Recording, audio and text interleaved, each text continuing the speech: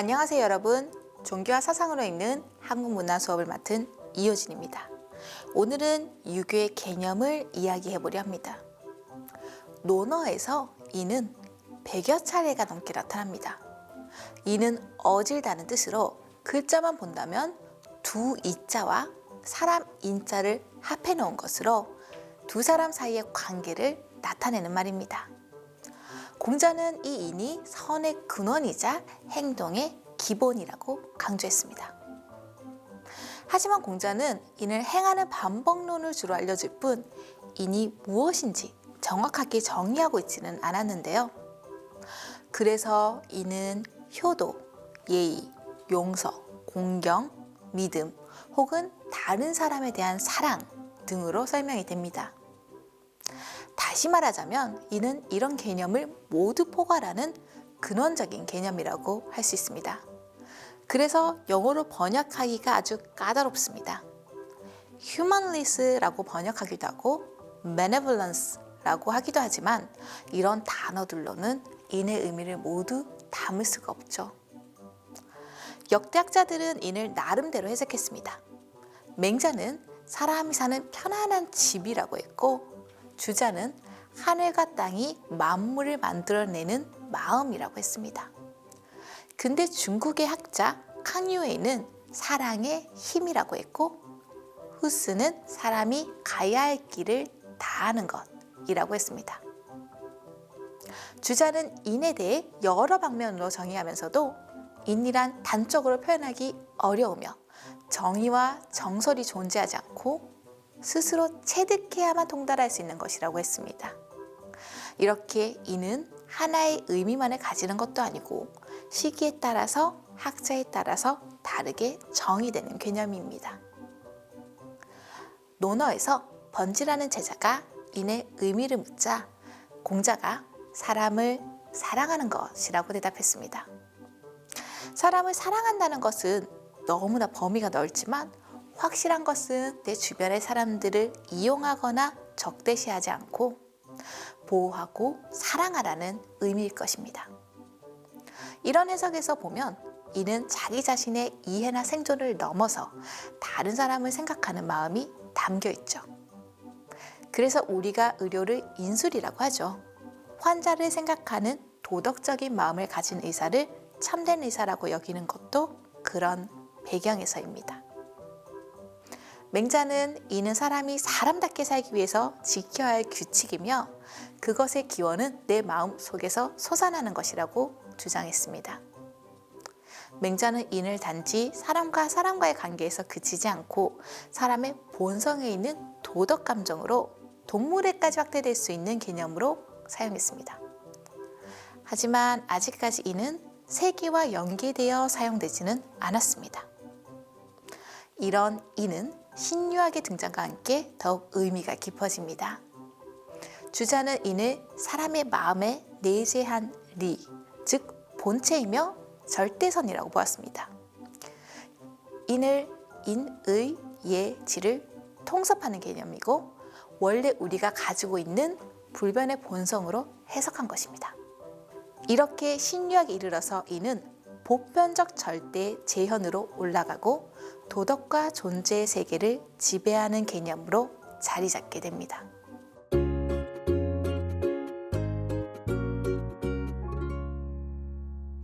여러분, 유학은 인의의 가르침이라고 하기도 합니다.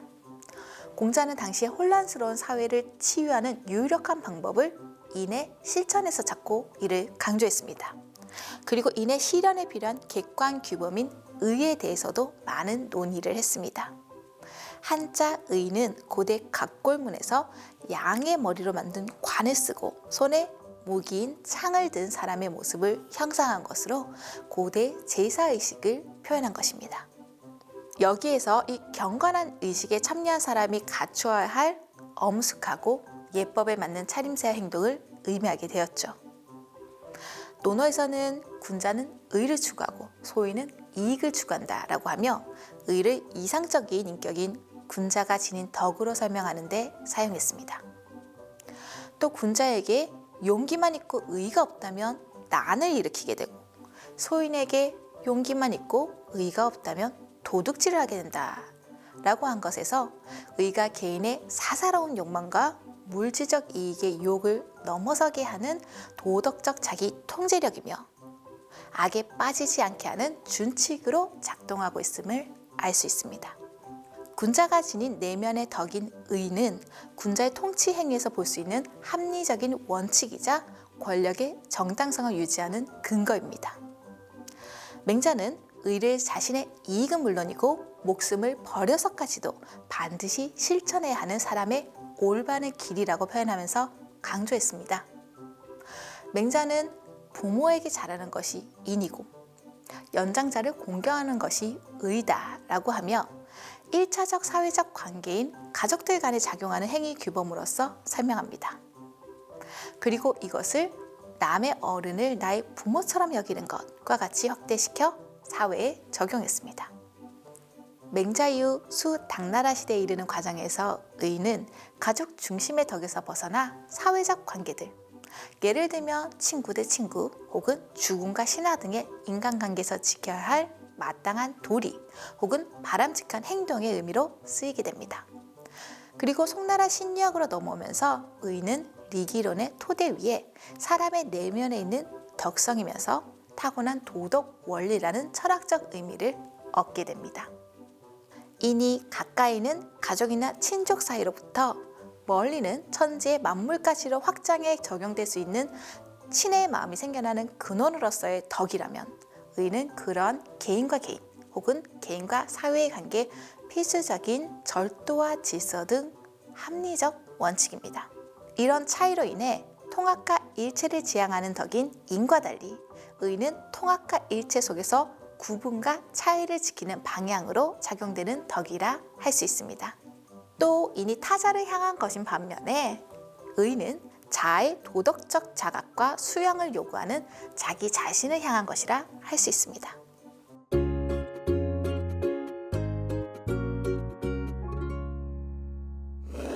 예는 유교 사상 문화의 체계와 내용을 실생활에서 규범화, 형식화한 것입니다. 한자 예의 기원은 제사 지내는 모습에 있습니다. 설문화제에서는 예를 절차를 밟아서 행하는 것이고 신을 섬겨 복을 불러오게 하는 것이라고 풀이했죠. 예를 중요시했던 순자는 예의 근본을 천지, 선조, 군사라고 했는데 이 셋 모두 제사 의례의 중요한 대상입니다. 유교에서는 전통 종교의 재래의식에 기원을 둔 예를 수용하고 사상적 기반을 구축하는 데 공을 들였습니다. 이후 중국 한나라를 거치면서 예 경전이 정립되고 고대 예를 계승하고 응용하면서 유교적 국가 통치의 틀과 질서를 구축하는 작업이 당송, 명청으로 이어지는 중국의 각 왕조마다 진행되었습니다. 이렇게 중국에서 제사 의례를 의미하던 예가 유교 사상에 들어오자 일상생활의 공적, 사적 영역의 의례 혹은 제도로 확산되어 개인과 사회의 삶에 필요한 전체적 규범으로서 자리 잡게 되었다고 할 수 있습니다. 공자는 예의 전승과 교육을 아주 중요시했습니다. 그가 춘추 시대의 혼란 상황을 극복하기 위해 가장 중요하고 절실한 방도로 꼽은 것이 바로 예입니다. 공자는 논어에서 인에 관해 묻는 제자 안연의 질문에 예가 아니면 보지 말고, 예가 아니면 듣지 말고, 예가 아니면 말하지 말고, 예가 아니면 행동하지 말라고 답했습니다. 공자는 예의 형식과 명분도 중요시하게 생각하지만 가장 중요한 것은 형식이 아니라 마음이라고 했습니다. 그래서 사람이면서 인하지 않는다면 예는 해서 무엇하고 음악은 해서 무엇하겠냐고 하며 예의 실천에는 인이란 덕이 바탕이 되어야 함을 강조했죠. 공자는 예를 인의 덕을 갖춘 인격체가 되는 방법으로 삼았습니다. 공자가 교육 방법으로 예를 중시한 것은 절차를 가르치려고 한 것이 아니라 그 형식을 습관함으로써 군자 인격의 중요한 인의 덕목을 체득시키는 데 목적이 있었습니다. 그래서 이 형식적인 측면의 예와 실질적인 측면의 인을 두루 갖춘 인격체를 바로 군자라고 했습니다. 맹자 역시 군자는 인으로 마음을 보존하고 예로 마음을 보존한다고 하며 형식과 실질을 모두 갖춰야 한다고 주장했습니다. 순자는 선왕이 예와 악을 제정한 이유는 각자에게 적절한 몫을 나눠줌으로써 혼란과 쟁탈을 없애려고 했다고 생각해 예를 악한 성을 교정하는 방법으로 삼았습니다. 그래서 조선시대에 예 규범을 바로잡으려고 했던 것은 그 형식을 강조한 것이 아니라 형식을 통한 인의 실천이며 교육과 수양의 도구로서 예를 중요시했던 것입니다.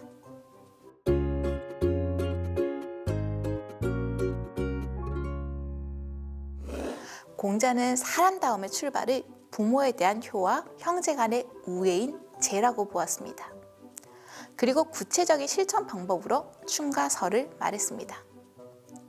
공자에게 효란 단순히 부모를 받드는 것이 아니라 정성을 다해 부모의 뜻을 받는 것이었습니다. 논어에서 효는 효도와 공경을 말하는 효제를 뜻합니다. 동아시아 문화권에서 효제가 중요시 논의된 것은 농경문화 전통과 관련이 깊습니다. 농경문화에서는 가족관계를 중심으로 한 공동체 문화가 발달했고 공동체 안에서 풍부한 경험을 지닌 자에 대한 수직적 질서와 존중의 풍토가 이어진 것이죠. 좁은 의미의 효는 자신의 부모를 사랑하고 공경하는 것입니다. 또 효는 세대 간 생명 존중과 연속을 의미합니다. 부모의 생명을 이어받은 자손이 그 생명을 연속시키는 것이 효입니다. 그래서 우리는 우리의 몸을 함부로 상하게 해서는 안 됩니다. 이 몸은 부모에게 받았으며 후손에게 이어지는 연속선상에 있기 때문이죠. 마지막으로 효는 넓은 의미에서 볼 때 보편적 사랑의 표현이라고 할 수 있습니다. 효는 가족 안에서 부모를 향하지만 더 큰 공동체로 확대해서 볼 때 다른 어른들에게까지 미칠 수 있기 때문이죠. 맹자는 우리 집 노인을 노인으로 존경하고 사랑해서 다른 집 노인에게로 그 존경과 사랑을 확대하고 우리 집 어린이를 어린이로 귀여워하고 사랑해서 다른 집 어린이에게로 귀염과 사랑을 확대한다고 하며 효의 확대가 곧 인류를 향하는 보편적 사랑으로 이어짐을 설명했습니다. 또한 공자는 효를 인과 의를 행하는 근본으로 보았기 때문에 상례와 제례를 중요시했습니다. 부모의 죽음을 당하고 몰아치는 슬픈 심정을 효의 예절로 가다듬은 것이 바로 상례와 제례이기 때문입니다. 그리고 이 효제를 신청하는 방법으로 충과 설을 제시했습니다.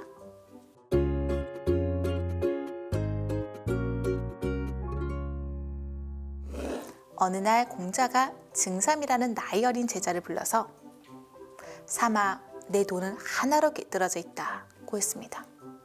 공자가 나간 후 다른 제자들이 중삼에게 그것이 무엇이냐고 하자 증삼이 충과 설하고 답했습니다.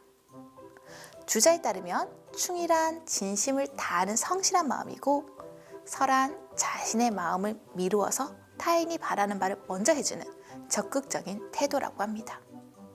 충의 본래 뜻은 국가에 대한 충성이 아닙니다. 충은 가운데 중자 밑에 마음 심자를 붙인 것입니다.